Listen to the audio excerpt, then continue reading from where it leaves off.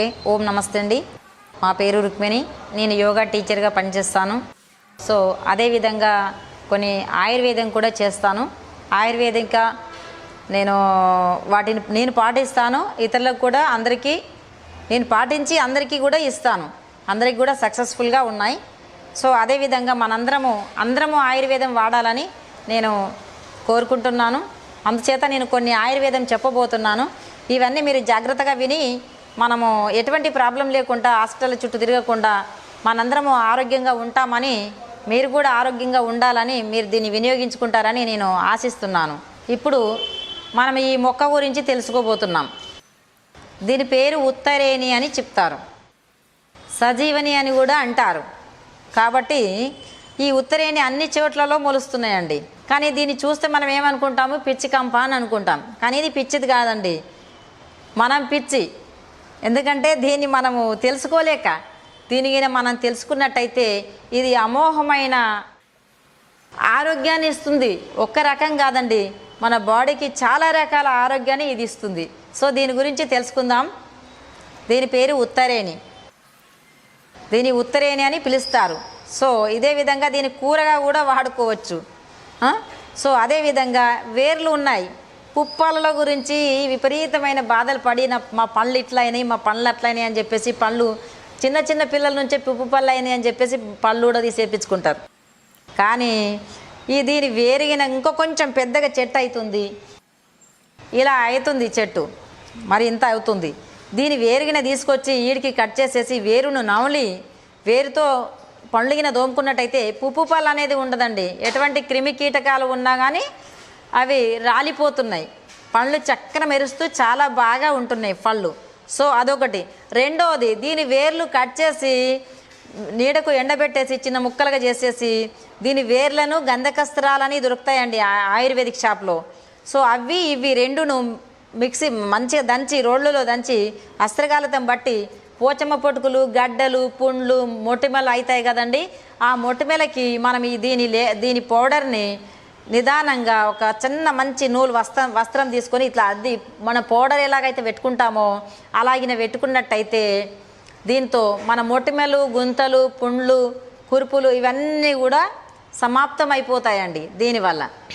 రెండవది, ఇంకా మూడవది ఉంది. మూడవది ఏంటంటే దీనివల్ల ఈ వేర్లు తీసుకొని ఈ వేర్లతో సహా చెట్టును మొత్తం తీసుకొచ్చి 1 లీటర్ నీళ్ళు తీసుకోవాలి. 1 లీటర్ నీళ్ళు తీసుకొని దీన్ని మొత్తం చిన్న చిన్న ముక్కలుగా చేసి కచకచ దంచేసేయాలి. దొడ్డుగా దంచేసేసి ఆ లీటర్ నీళ్ళలో వేసేయాలి. ఆ లీటర్ నీళ్ళలో వేసేసి మరిగించాలి. మరిగించి వాటిని 1/2 లీటర్ అయ్యే వరకు మరిగించాలి. 1/2 లీటర్ అయ్యే వరకు మరిగించి దానిని ఆ మరిగి ఉంచిన నీళ్ళను దించుకోవాలి. దించుకొని గోరువెచ్చగా అయిన తర్వాత ఈరోజు 1/2 లీటర్లో 100 గ్రామ్ సగం, రేపు మార్నింగ్ మళ్ళీ సగం అలా తాగుతూ ఉంటే ఒబేసిటీ అని లావు వెయిట్ లాస్ ఉంటారు కదా, వెయిట్ లాస్ కావాలని వెయిట్ కోసానికి ఎన్నో తంటాలు పడుతున్నారు. అన్ని తంటాలు పడడం ఎందుకండి, ఇది న్యాచురల్గా మన దగ్గర ఉంది కదండి ఆయుర్వేదమ్మ. ఈ ఆయుర్వేదమ్మను ఉపయోగించుకొని మనము స్లిమ్గా అయిదాం. కనుక మనం ఈ విధంగా బాయిల్ చేసి మనం వాటర్ని మనం యూజ్ చేసుకున్నట్టయితే వారంలో 2 సార్లు చేసుకోవచ్చండి. 2 రోజులు, ఒకరోజు సగం ఒకరోజు సగం. 1/2 లీటర్ మిగిలే వరకు ఉంచి ఆ 1/2 లీటర్ దించుకొని ఆ 1/2 లీటర్ నీళ్ళని మనం ఈరోజు సగం, రేపు మార్నింగ్ సగం అలా తాగేసినట్టయితే మన ఒబేసిటీ, మన వెయిట్ అనేది తగ్గిపోతుందండి. మనం ఏమి పత్యాలు కట్టే అవసరం లేదు, ఏమీ అవసరం లేదు. ఇది న్యాచురల్ కావున ఇదొకటి. ఇంకోటి రెండోది ఏంటంటే నాలుగోది ఏంటంటే వెయిట్ లాస్ గురించి అయిపోయింది. ఇది మొత్తం తీసుకొని దంచుకుంటే ఇది మొత్తం చెట్టుతో సహా వేర్లతో సహా ఉపయోగమవుతుంది. సో నాలుగోది ఏంటంటే మనకి ఇది ఆకుందా ఒంటికి దురదలిగిన ఏమైనా వచ్చినా, దద్దులు వచ్చినా దీని ఆకునిగిన తీసి నలిసి మనం అక్కడ రాసేసినట్టయితే ఆ దద్దులు, ఆ దురదలు పోతున్నాయి. సో ఇంకొకటి, మనము చున్నిపిండిలో కూడా వేసుకోవచ్చు. ఈ విధంగా మనం వీటిని మన దగ్గర దొరుకుతున్న ఆయుర్వేదాన్ని ఇడిసబెట్టేసి మన చుట్టూ ఉన్న ఆయుర్వేదాన్ని, ఔషధాలను ఇడిసబెట్టేసి మన చుట్టూ లేని దాని గురించి వెతుకుతూ రేయనక పగలనక వెతుకుతూ ఆడ పాడసారం పడి ఆడ చిట్టి దొరకాలి. చిట్టి దొరికినాక మనకు టైంకు చూడాలి.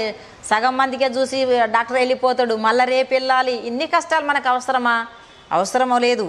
కనుక మనం మన దగ్గర ఉన్న ఔషధాన్ని మనం వాడుకున్నట్టయితే మనం అన్ని తంటాలు పడే అవసరం లేదని చెప్పేసి నేను అనుకుంటున్నాను.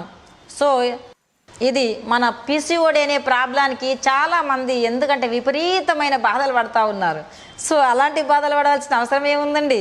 మనకు వైట్ డిశ్చార్జీ అయింది అనుకోండి, స్త్రీలకు, అమ్మాయిలకు, కానీ పురుషులకు కూడా పనిచేస్తుందండి. ఇది వైట్ డిశ్చార్జ్.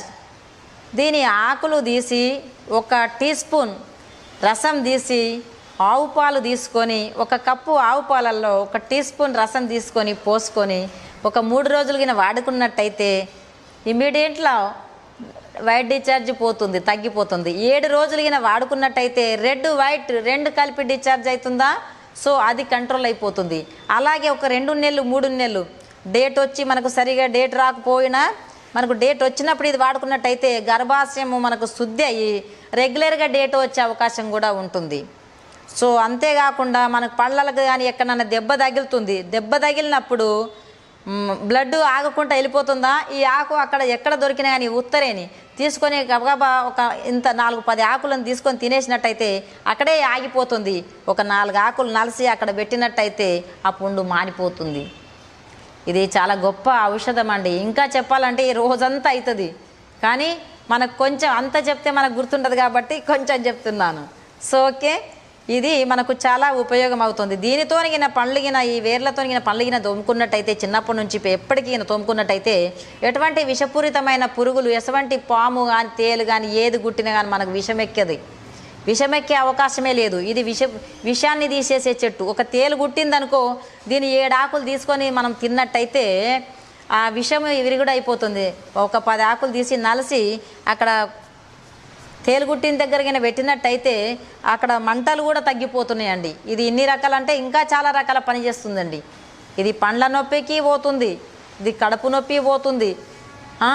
డేట్ వచ్చినప్పుడు మన ఊర్లలో ముట్సులా అని అంటారండి. డేట్ వచ్చినప్పుడు బాగా కడుపు నొప్పి వచ్చిందని చెప్పేసి చాలా ఇబ్బందులు పడుతూ ఉంటారు మన బిడ్డలు, అమ్మాయిలు. సో దీని ఆకులు ఒక 10 ఆకులు తీసుకొని 1 టీ స్పూన్ రసం మార్చి తీసి 1 కప్పు పాలల్లో వేసి తాగించినట్టయితే మన బిడ్డలకు, పెళ్లి కాకుండా ఉన్న బిడ్డలకైనా సరే అటువంటి కడుపు నొప్పి పోతుందండి. మనకు డాక్టర్ దగ్గరికి వెళ్ళి మనం ట్యాబ్లెట్స్ తీసుకొచ్చి వాళ్ళు నిరసపడి ఆహారం తినలేక ఎన్నో కష్టాలు పడే అవసరం లేదు. సో ఇది తాగిపించి, సో ఏంటంటే పులుపు కారం తిననీయకుండా పెసరపప్పు బియ్యం ఇది తాగించిన 1 గంటకి పెసరపప్పు బియ్యంతో వండిన కిచిడిలాగా వండి తినిపించాలి 1 గంటకి. అయినట్టయితే వాళ్ళకి ఎప్పుడు అలాంటి కడుపు నొప్పి, డేట్లో వచ్చే కడుపు నొప్పి వచ్చే అవకాశం లేదు. సో అదేవిధంగా పెళ్ళైన వాళ్ళకైతే సంతానం కోసానికి ఎక్కడెక్కడో వెతికి అవసరం లేదు. ఇగో ఇదే రసం, ఇదే ప్రాసెస్, ఇదే చెంచా రసం తీసి కప్లో పోసి కప్పెడి పాలల్లో కలిపి మార్నింగ్ తాగిపిచ్చేసి వ్రతకాలంలో డేట్ వచ్చిన రోజు నుంచి స్టార్ట్ పెడితే 3 రోజులు తాగిపించి గంటకి పెసరపప్పు బియ్యం వేసి కిచిడిలా వండి ఉప్పు కారం తగ్గించి పులుపు తినకుండా ఇది తినిపించినట్టయితే సంతానం అయ్యే అవకాశం కూడా ఉందండి. దీనిలో ఇలాంటి ఔషధ గుణాలు చాలా ఉన్నాయి.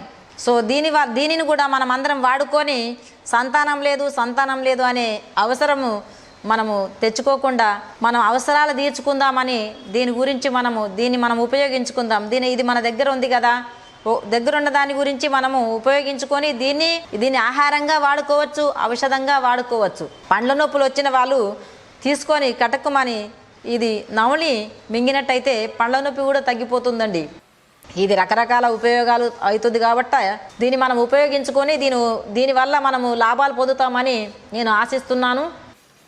జై ఆయుర్వేదం.